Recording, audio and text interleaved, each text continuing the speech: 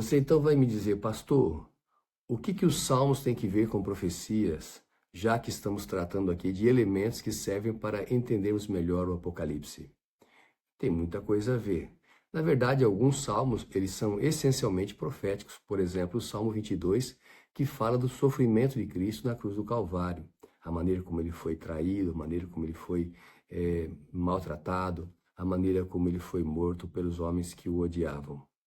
Mas também você tem elementos nos salmos de situações, por exemplo, o Salmo 5, que fala da luta entre o povo de Deus e aqueles que o perseguem.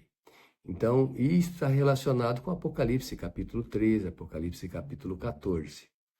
Sejam bem-vindos, alunos e professores, para o estudo da lição da Escola Sabatina desta semana, cujo título é Nos Salmos, parte 1. O verso para memorizar: olhei e eis que o Cordeiro estava em pé sobre o monte Sião. Com ele estavam 144.000 que tinham escrito na testa o nome do Cordeiro e o nome do seu pai. Então aqui esse texto é de Apocalipse 14, verso 1. Normalmente, para entendermos o Apocalipse, nós vamos ao Antigo Testamento e procuramos símbolos que são usados, no Antigo Testamento para entendermos a profecia, as profecias finais, que tratam dos eventos finais. Mas nós devemos estudar não apenas os símbolos que estão no Antigo Testamento, mas circunstâncias que assemelham e como estes símbolos foram usados. Na lição desta semana, vamos abordar o livro dos Salmos, mas vamos também olhar para o aspecto do Cordeiro, a questão do templo. Por exemplo, o templo, como entender esta relação do templo com o livro de Salmos. Você sabe que no Salmo 5, verso 7, fala do santuário na casa de Deus, a casa do Senhor, Mas no Salmo 11, verso 4, também fala do santuário no céu, no trono de Deus. Então vamos pensar um pouquinho nessa linguagem do santuário, essa figura do santuário e o que tem que ver também com a profecia apocalíptica. Então na parte de domingo, por exemplo, a citação de Hebreus, capítulo 9, versos 11 a 15. E resumindo esse texto, lá fala que Jesus é mediador de superior aliança. Aliás, nós temos que pensar o que está escrito em Êxodo 25, verso 40, porque Deus diz: você vai fazer, Moisés, um santuário conforme o modelo que te foi mostrado. A expressão hebraica aí para modelo é tabnit. Não tem que ver com o santuário especificamente no céu, mas o modelo que Deus mostrou para que Moisés usasse para construir o santuário, Então, você tem a referência de Hebreus. Hebreus foi escrito para quê?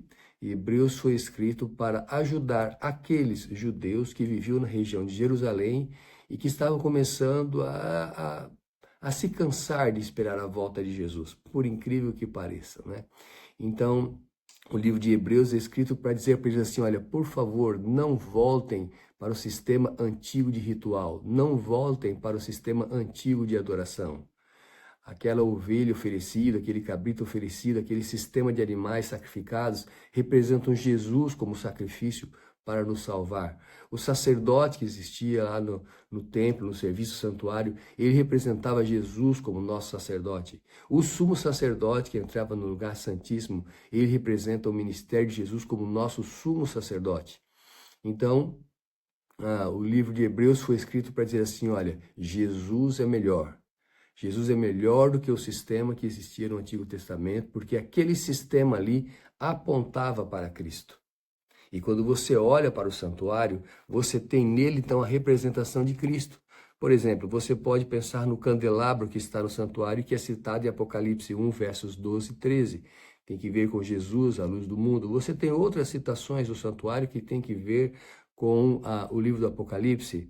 A sala do trono, por exemplo, que está registrada em Apocalipse 4, versos 2 a 5. O altar de incenso, que representa a oração dos santos, está em Apocalipse 8, verso 3, a oração dos filhos de Deus. Santos são aqueles que são separados. Santo quer dizer separado, consagrado a Deus. A Arca da Aliança, por exemplo, que existia no lugar santíssimo, é citado também em Apocalipse 11, verso 19, quando tem que ver então com o entendimento, o período em que o lugar santíssimo é representado com Jesus na presença do Pai, começando o juízo investigativo. Então vamos pensar nesses aspectos aí. Então no livro dos Salmos nós encontramos então alguns detalhes de informações do povo de Deus que interagia com o templo, como nós já mencionamos. Nesse sentido também, há uma relação com o Apocalipse e tem que ver com aquilo que Jesus fez por nós. Mas na segunda-feira, a lição trata sobre o Monte Sião, né? Lembre-se, Apocalipse capítulo 14, o verso para memorizar diz: Olhei, eis que o Cordeiro estava em pé sobre o Monte Sião, com ele estavam 144.000, que tinham escrito na testa o nome do Cordeiro e o nome do seu pai. Então, aqui você tem a menção do Cordeiro que estava em pé no Monte Sião, e com ele estavam 144.000, que tinham o nome, né, o nome do pai escrito, o nome do Cordeiro, né, e o nome do seu pai escrito na testa. Então, quando a referência é ao Monte Sião, em Jerusalém hoje, se você for a Jerusalém, na Jerusalém antiga, a oeste dela, você tem o Monte Sião. Mas a expressão Monte Sião na Bíblia foi usada este monte, né? Mas foi usado também com referência ao Monte Moriá, o monte do templo, né? De modo geral, quando se fala do Monte Sião, se fala do povo de Deus adorando a Deus e sendo vencedor, certo? Aí você tem Salmo 15 e o Salmo 24, com a pergunta: quem é que vai morar na presença de Deus? Quem vai estar com ele, né, no Monte Sião, usando a expressão que já foi mencionada em Apocalipse capítulo 14, né? Então, a resposta que o salmista dá é aquele que for sincero. E o salmista descreve várias qualidades morais da pessoa que vai morar com Deus diante do seu trono, né? Deus como aquele que é o anfitrião, que recebe inicialmente a visita, e depois a pessoa, mais do que ser um visitante, ela se torna uma moradora com Deus. Então, quem vai estar sempre na presença de Deus? Essa é a pergunta. Então, o Salmo 15 e o Salmo 24, é o mesmo tema, vai dizer assim: olha, existem qualidades morais. Pessoas que vão habitar com Deus são pessoas íntegras, são pessoas que não falam mal do próximo, são pessoas que não praticam usura, são pessoas que não prejudicam os outros, certo? E então, esta relação aí é feita do Salmo 15, Salmo 24, com o Apocalipse 14, que vai mencionar, então, o Cordeiro no Monte Sião, né, com aqueles que o seguem, mas vai mencionar também a qualidade dos 144.000, né? Nós vamos discutir aqui os 144.000, se são literais ou se são simbólicos, essa primícia dos salvos, né, para o reino eterno. Mas nós vamos pensar aqui na qualidade deles. Então, eles não difamam com a sua boca, né? Então, eles são irrepreensíveis.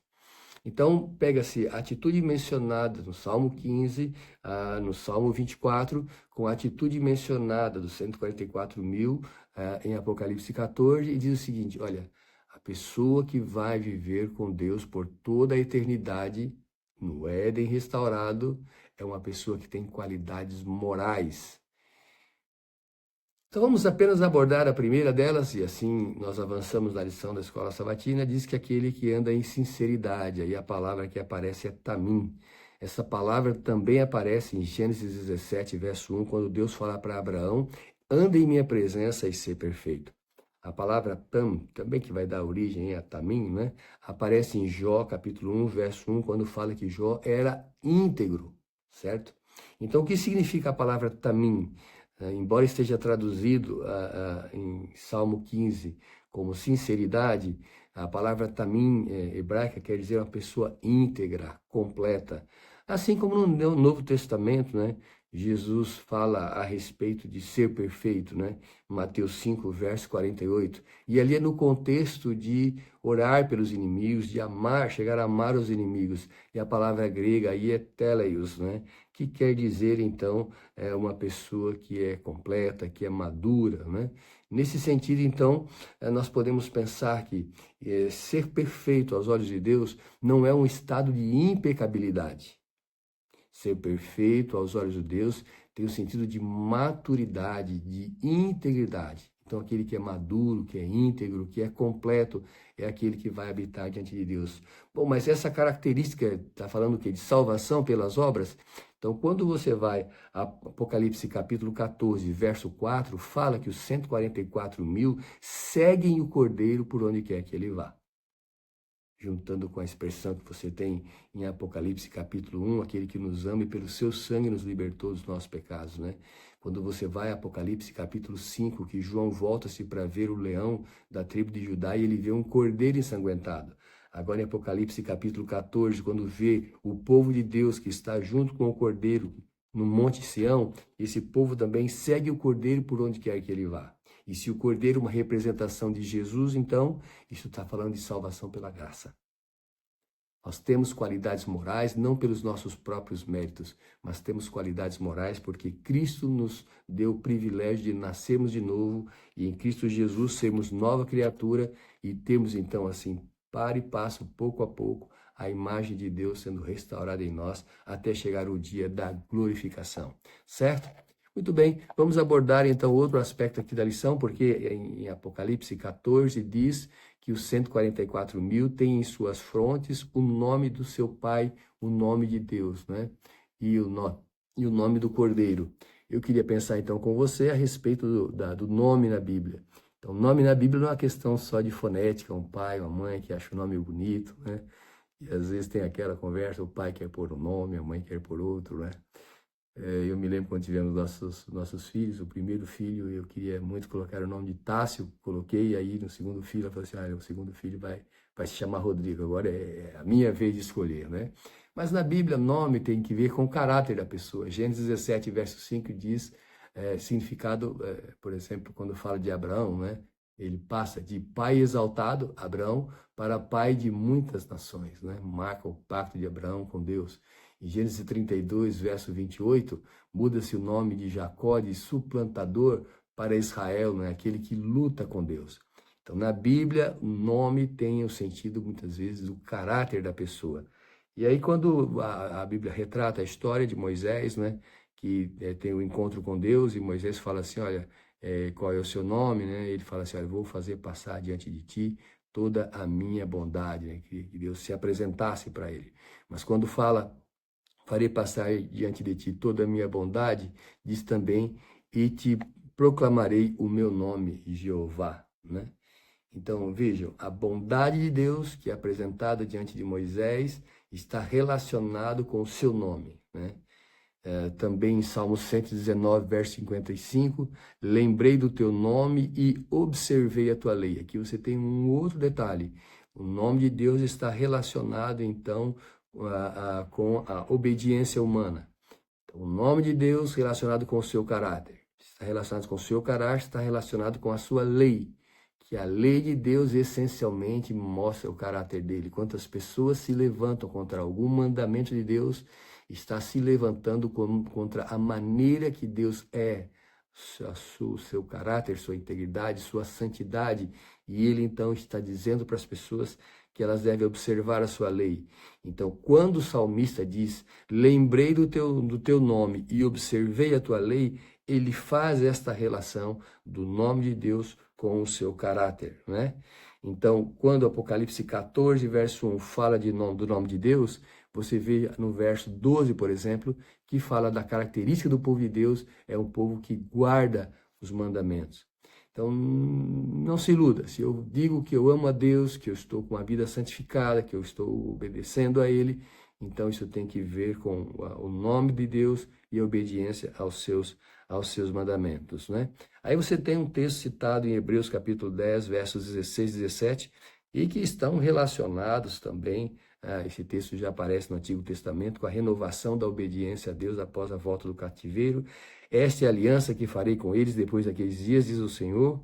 Imprimirei as minhas leis no coração deles e as inscreverei sobre a sua mente. Dos seus pecados e das suas iniquidades jamais me lembrarei. Especificamente, Hebreus 10, versos 16 e 17. Então vamos pensar aqui, quando Deus fala em manifestar a sua glória, Ele está manifestando a sua bondade. Nós adoramos a Deus porque Ele é onipresente, Ele é onipotente, mas nós adoramos a Deus principalmente pelo seu caráter, pela sua santidade, tá certo? E a obediência a Deus tem que ver, então, com a manifestação do seu caráter em nossa vida, sendo nós filhos de Deus, criados à imagem de Deus. E essa é a nossa busca, buscar ao Senhor dia e noite, e buscá-lo enquanto se pode achar, para que nós possamos ter uma vida, um caráter semelhante ao dele. Muito bem, na lição de quarta-feira, a menção é do Salmo 5. Então, o Salmo 5 tem que ver com o povo, os ímpios perseguindo o povo de Deus. Você tem no quinto Salmo, e você sabe, o livro de Salmos, nós temos em português apenas um livro, mas já que estamos falando do Salmo número 5 aqui, vamos pensar que originalmente os Salmos são compostos de 5 livros, mas nós temos na nossa Bíblia como se fosse um livro só. E no Salmo 5 diz assim, que há um contraste entre os ímpios e os justos, entre os que perseguem o povo de Deus e aqueles que pertencem ao povo de Deus. Os que perseguem o povo de Deus, lá é mencionado, são pessoas infiéis, cheias de maldade, com lisonja, com revolta, são arrogantes, mentirosos e desobedientes. Mas o Salmo 5 também fala do povo de Deus, fala dos justos, que têm devoção, que adoram e confiam em Deus. Esse é um contraste. Vejam, os que seguem o Cordeiro, por onde quer que vá, têm uma atitude diferente, uma atitude de santidade. Agora, você pega esse contexto do Salmo 5 e usa no entendimento de Apocalipse capítulo 13 e capítulo 14. O capítulo 13 vai falar da besta que persegue o povo de Deus e que é adorada, né? Várias vezes aparece a menção ali da adoração à besta. Quando você vai ao capítulo 14, você tem então o chamado para temer a Deus e dar-lhe glória, porque vinda é a hora do seu juízo, e adorar aquele que fez o céu, a terra, o mar. Então aqui você tem a adoração a Deus, aqueles que seguem o Cordeiro, né? Apocalipse 14, usando o próprio texto do verso 4 e também no verso 1, onde o Cordeiro é visto no Monte Sião com 144 mil. Salmo 5, por um lado você tem os ímpios com as suas características, os maus com as suas características que perseguem o povo de Deus. Esta é um quadro comparável, aplicável para Apocalipse capítulo 13, onde estão os adoradores da besta que perseguem o povo de Deus, com Apocalipse capítulo 14, com o povo de Deus que o obedece, serve e segue o Cordeiro por onde quer que ele vá. Por fim, na lição de quinta-feira, ensinar aos transgressores os teus caminhos. Então aqui você tem uma outra realidade, uma outra situação, em que o nome de Deus deve ser proclamado, deve ser ensinado. Se você voltar ao estudo das lições anteriores, em Isaías capítulo 6, então ele tem a visão do trono de Deus, né? E Deus pergunta: a quem enviarei, quem há de ir por nós? Lembre-se, por nós, mais de uma pessoa. E então Davi falou,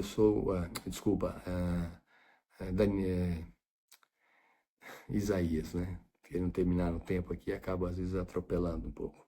Isaías diz: ai de mim, que sou um homem de lábios impuros e habito no meio de um povo de impuros lábios, né? E um anjo vem com a brasa do altar, toca em sua boca, seu pecado é perdoado, sua iniquidade é tirada. E então ele diz assim, vem a pergunta: a quem enviarei, quem há de ir por nós? E então o profeta Isaías diz: eis-me aqui, envia-me a mim, né? E você tem uma atitude semelhante à atitude do rei Davi, né? Em Salmo 51, versos 7 a 15. Mas Davi vai dizer, além de cria, ó Deus, em mim um coração puro e renova em mim o espírito reto, ele vai dizer: ensinarei aos transgressores o teu caminho. Então você tem aqui dois personagens bíblicos que se enxergam em sua pecaminosidade, os dois após receber o perdão, né? E eles então se dispõem a ensinar o nome de Deus, né? Isaías é perdoado das palavras que ele falava sem pensar a respeito de terceiros, né? E Davi então é perdoado do seu pecado com Batseba. Você conhece a história, ele manda matar Urias, o marido dela, deita-se com aquela mulher, né? E depois ele é confrontado por Natã com aquela atitude, e é dito para ele que Deus não se agradou da atitude dele. Então ele se arrepende, ele escreve esse Salmo 51 em homenagem à graça, ao amor divino que o alcançou. E agora então é dito para ele, diz assim: olha, eu vou ensinar aos transgressores o teu caminho, vou ensinar a tua bondade. E se você vai a Apocalipse 18, verso 1, lá fala do anjo, então, que ilumina este mundo com a glória de Deus, com a mensagem, né? Se você vai a Apocalipse 14, verso 6, lá fala do evangelho eterno, o anjo tendo o evangelho eterno para pregar. Eterno porque ele é eterno porque ele sempre será é poderoso para salvar o pecador, né? Ele é eterno porque também tem efeitos eternos. Quem aceitar o Evangelho, Evangelho tem o sentido de boas novas, né? Quem aceitar as boas novas da morte de Cristo, tê-lo como Salvador, vai viver eternamente, né? E é isso que se cumpre então com os salvos. E você pode ler São Mateus, Mateus 24, verso 14, que fala: o Evangelho será pregado em testemunho a todas as nações, então virá o fim. Então, você e eu somos chamados a ir por todo mundo e pregar o Evangelho para que Jesus possa então voltar.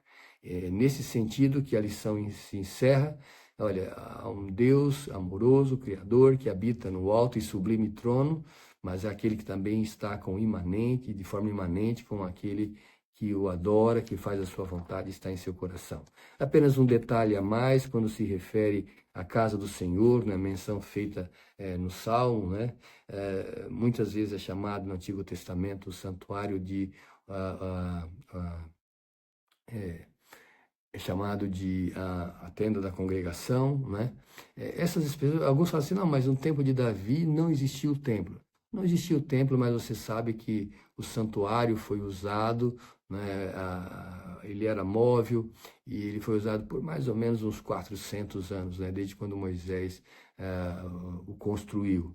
Então esse santuário ali, foi montado em alguns lugares no tempo de Davi. Depois você tem o templo construído de fato por Salomão, né? É usado por uns 500 anos ali, e ele é destruído pelos babilônicos, e depois ao segundo templo é usado também por mais ou menos uns 500 anos, e aí também ele também vai ser destruído pelos romanos, né? Mas quando Davi fala da casa do Senhor, do lugar da adoração, ele não está falando especificamente ao templo, é verdade, mas não quer dizer que eles não tivessem ali um lugar para adorar, para se lembrar do nome do Senhor, porque existia também o tabernáculo, que depois então deu origem ao templo construído por Salomão. Acima de tudo, há uma relação entre os salmos, isso que nós estamos estudando, a relação dos salmos com as menções proféticas do Apocalipse. Isso será tema do estudo na próxima semana também. E aí, você tem anunciado o Evangelho? Você tem falado a respeito do Evangelho eterno? Deus tem usado você para ir a todos os rincões desse mundo e anunciar a volta de Jesus, para que enfim Ele possa voltar e nos levar para viver para sempre com Ele, num lugar de harmonia e felicidade? Vamos orar?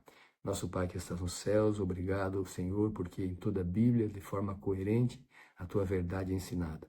Ajuda-nos a crermos nas profecias para que nós não venhamos a nos corromper e abandonar os Teus caminhos, tendo perdido a esperança. Que possamos viver pela fé e aguardar a volta do nosso grande Deus e Salvador Jesus Cristo. Cuida de todos nós, Senhor Deus, protege e nos salva para o Teu reino. Te pedimos em nome de Jesus. Amém.